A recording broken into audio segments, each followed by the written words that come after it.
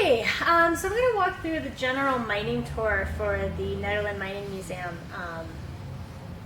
And we're going to make a few different stops, and we're basically going to look at the way we go from raw materials, so from rocks, to a finished product, and take a look at some of the different objects in the museum as we do that. I'll try to add more information than I would on a regular tour, just so that you have the information if you ever need to use it. But the place where I like to start is over here with the ore table.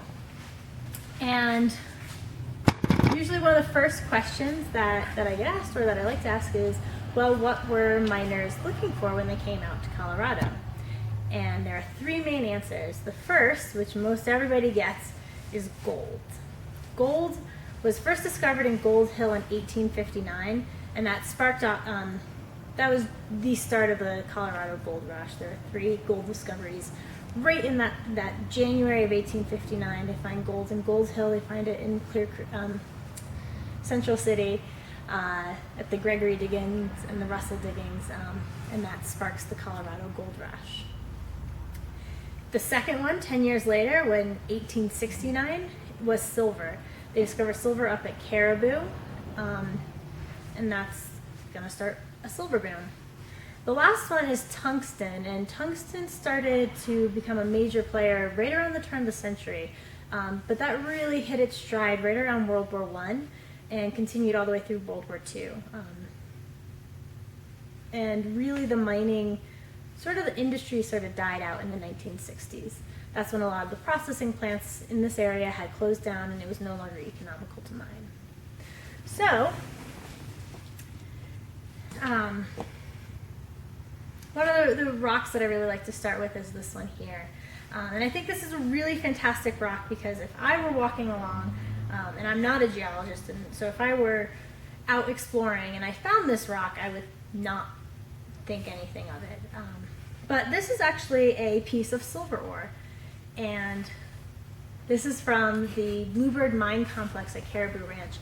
Dan Brulman, who mined there in the 1960s, donated this to the museum.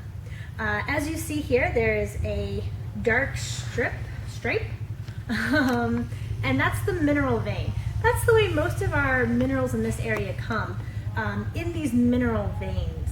And you can see from this that it's very much bound up with another rock. So this vein has silver, it has lead, maybe some zinc, maybe some trace amounts of gold. But to get this out, you're going to need to tunnel into the hillside, blast out the interior of the hill, pull it out, and then process it. The other piece of rock that I really love is this one here. This is our tungsten sample. And one thing that if you hand it to somebody, the first thing that they'll notice is that it is a very, very heavy piece of rock. Tungsten is very dense, it's brittle, and it has a really, really high melting point. Those are three things that make it very valuable as an additive to steel. And tungsten carbide is a steel alloy that's used in things like drill bits and saw blades. Any steel that's going to get a lot of wear and tear, you can add tungsten to make it stronger. And you can really feel the density in this one. Just a couple other pieces of ore that I don't necessarily always pull out, but will today. This is our gold ore. We have pyrite on the top, but we also do have some flecks of gold. And those are the pieces where it's not quite so shiny, but more of like a deep gold color and not quite so light and reflective. Light and reflective stuff is pyrite, which is also known as fool's gold. We have another sample of gold ore. Actually, this is called petzite or coloradoite.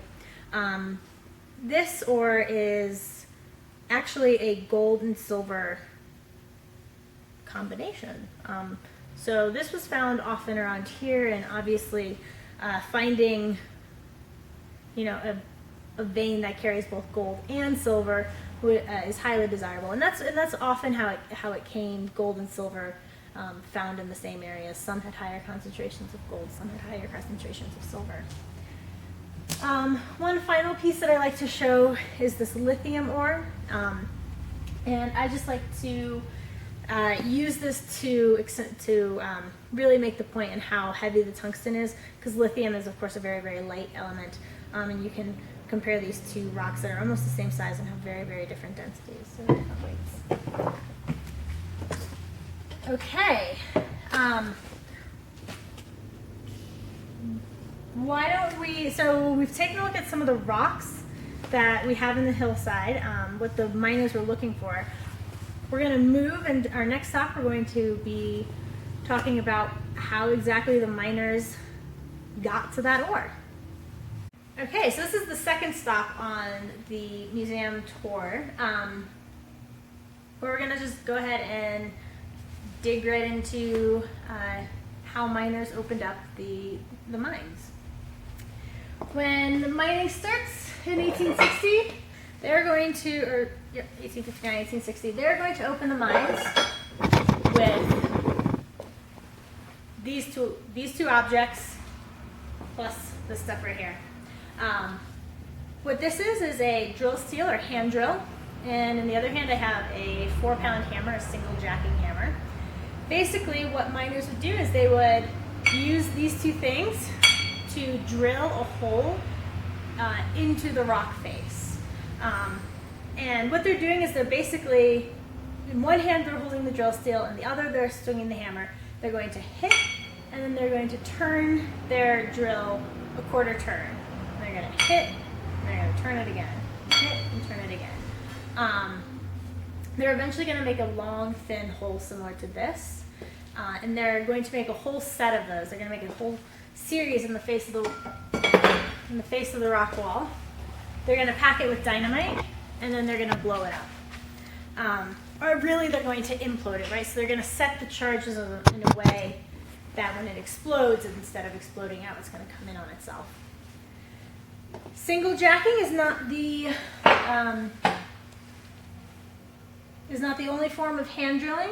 The other is a two-man job. And this is where I usually like to hand the drill steel off to somebody. Because this is a pretty heavy hammer. It's about 8 pounds. And in double jacking, you'd have one person holding the drill steel and the other person swinging the hammer. Now, a lot of people think like, oh, you want the person on the hammer to be the real skilled miner. But actually, the person who is holding the steel has the important job of turning it that quarter turn every strike. And the thing is, you want that to be a precise turn, because... Do they go back and forth? No, they keep going around, all around. Okay. Around, yeah. Because what will happen if you don't get a nice cross is it's called teeing out. You'll get sort of like a T shape, and your hole will basically dead end. You won't be able to get any further.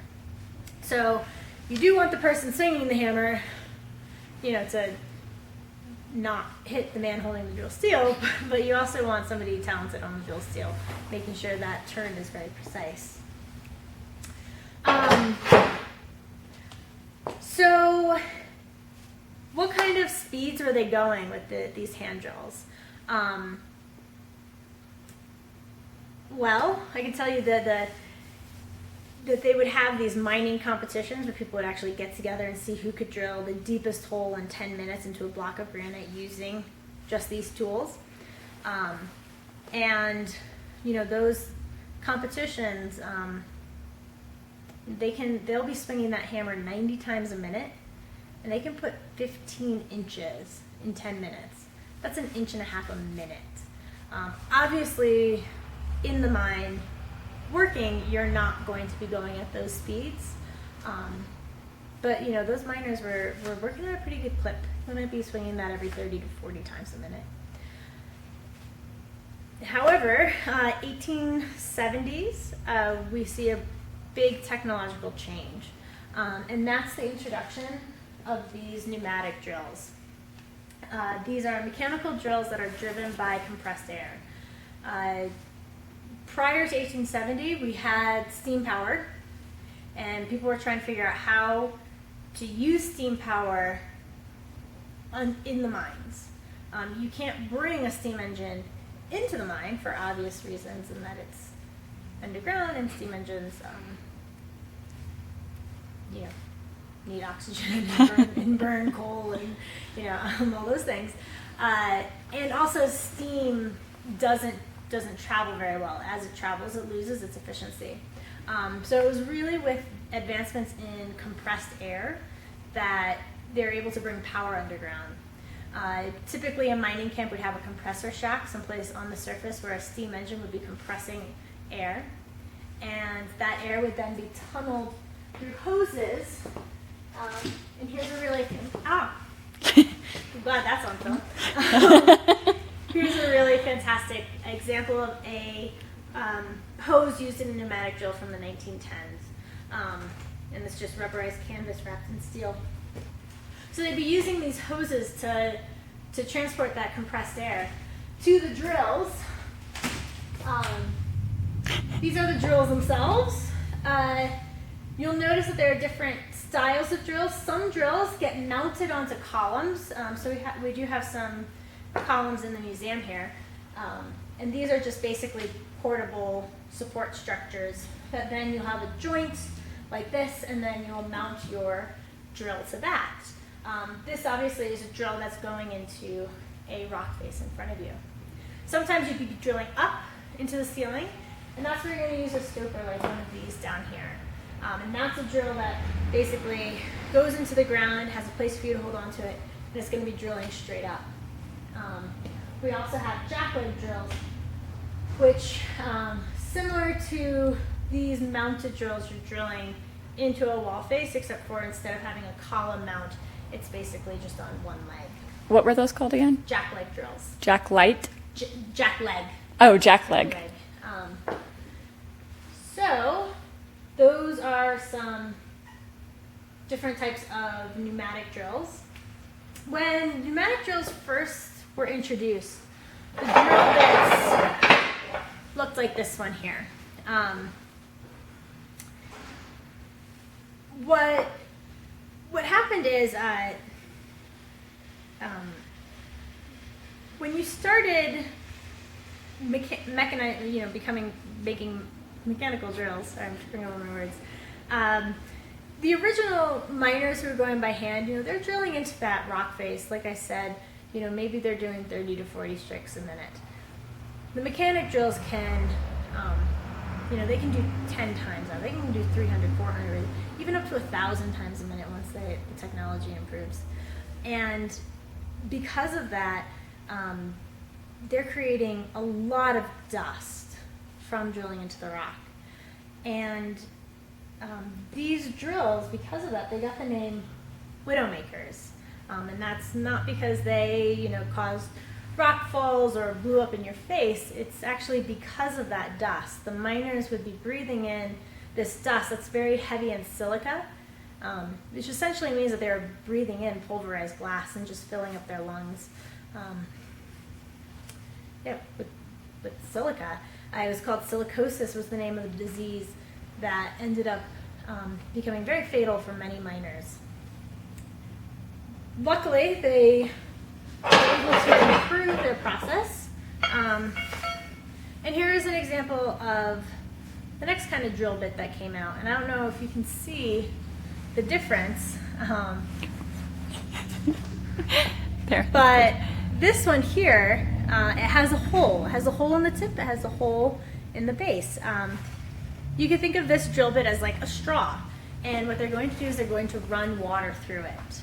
That's going to cut down on the dust. And even better than that, they're going to use an inline oil injector to inject oil into the machine, and that's going to also lubricate the drill bit. So good for the machines, good for machine operators to have these, to have the improved process with the water running through it. They wouldn't be bringing down just one drill bit every time they went into the mine. They'd actually be bringing down whole cartloads of drill bits, because you can imagine sort of the pressure of going into the rock, how that would destroy your equipment. So another improvement, drill bit is this one here. And you'll notice that it actually has a removable head. And that was so that, you know, you can replace the head and not have to replace the entire shaft. The blacksmith would have been in charge of sharpening all of these. So pretty big job for him. Because again, you know, you're bringing in many drill bits to last for your 10-hour shift in the mine. All right, so we looked at the rocks. We looked at how we drilled into the hillside. Oh, and I said we drilled those holes. Pack with dynamite, blow it up. What next? Well, mucking. And that's basically where we shovel all of that rock and we put it into ore carts like the one behind us if we have a horizontal mine, or ore buckets like these right here if we have a vertical mine. So why don't we go ahead and move on to our third stop, which is going to be the hoist, and we'll talk about transporting that ore. Okay, so how do we bring a bucket full of rock out of a mine, especially when we're mining hundreds of feet below ground? How do we lift that up? The answer is a machine similar to this one here.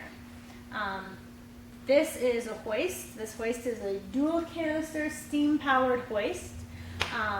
This would have sat in a building called the shaft house, right at the top of the mine. There would have been a steel cable that wrapped around the barrel of the hoist right here. It would have gone up over a pulley or a sheave, and we've got some sheaves in the corner over there, and we've got another one up there. And then that cable would have dropped down into the mine. At the end of the cable, there would have been a hook that you'd be used to hook onto your buckets to raise and lower the buckets. What were you raising and lowering?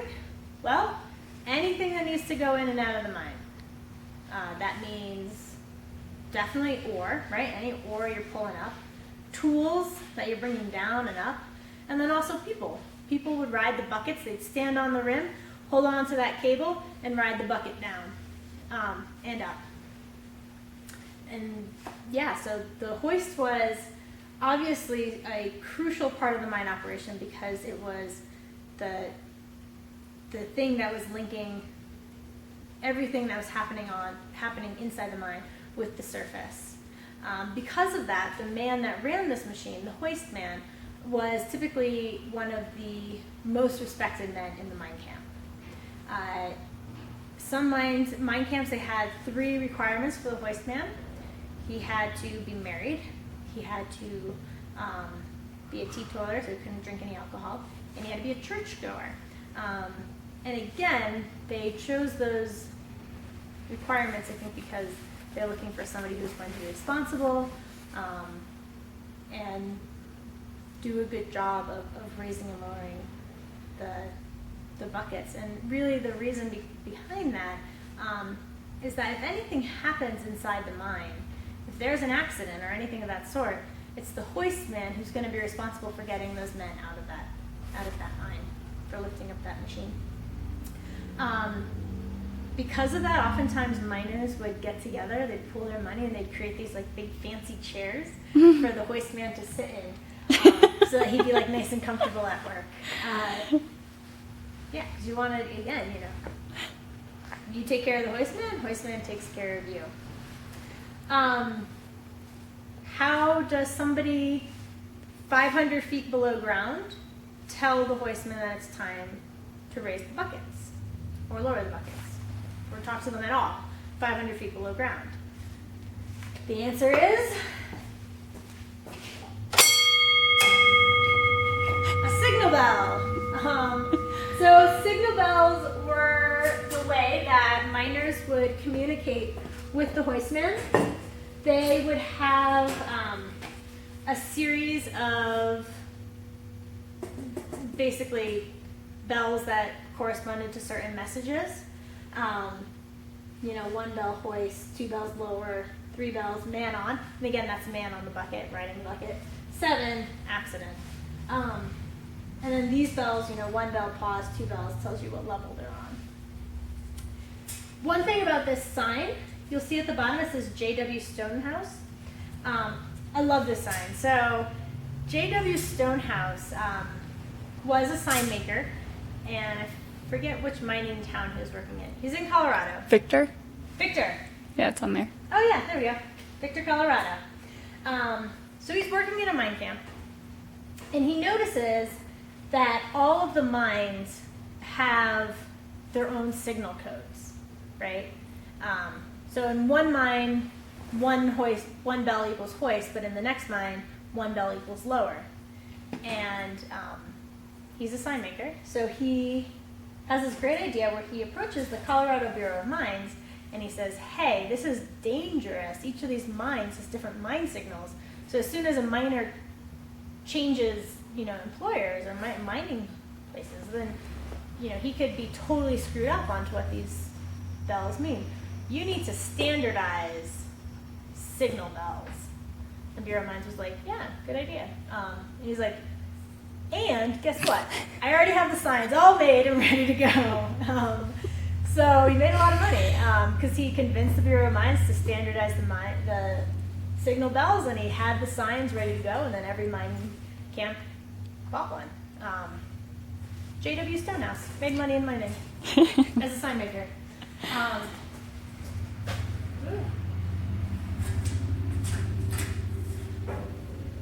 All right, so now an important thing to remember is we've hauled the ore out of the mine. We've done all of this work. At this point, we still don't have anything usable. Remember that ore that we first looked at where it was bound up with another rock? That's what our rock looks like. So we just have all of this ore recovered from inside the mine, but now we have to go through a whole another process, and that's the milling process. So why don't we go ahead and move to the front of the museum, and we're going to talk about milling. All right, this is one of my favorite objects in the mining museum. It is one of our older objects. This original piece dates back to the 1860s. Obviously, some parts of it have been added. This is called a Cornish stamp mill.